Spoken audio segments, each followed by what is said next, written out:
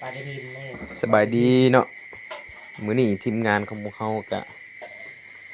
ได้เนาะประมาณนี้นะทุกคนนี่เห็นบ่นี่โตกระทางนี่2โต สีน้อย ได้มื้อนี้7 โลป้ายเด้อพี่น้อง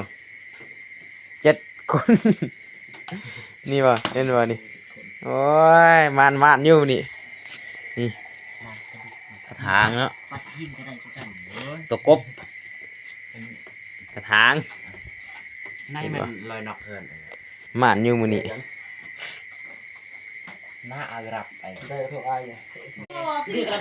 นี่ผ่านของแท้นี่เบิ่งกระถางนี่หั่น รากาอิสนะกระจกปลาอะไรนี่ เดี๋ยว หน้าการขนาดเอ้าจุดเลยการติดลูกลายเป็นยูนเจนสโลปาทีจุดหัน จีดังนาวสลมติสลม เซ่ น้ำบะเละอะไรฮะ นาว หน้าไป ใหญ่วะนี่ หน้าไปฮ่าเอาสิยังไงกันเด็ก ยังหัวอ่ะ โอ้ยจีคือทงนะ เบิกซ้ำน้ำเกณฑ์กัน นี่กำลังปั่นกันสิได้คนละสิได้หั่นน่ะเห็นบ่ นักเล็กเราห้าล้ม มาควาชอบปลาทวายแท้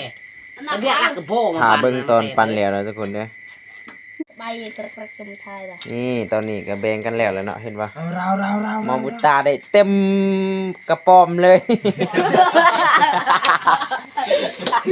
ไม่รับ เห็นบ่เต็มเลยเนาะ ดอกไปบ่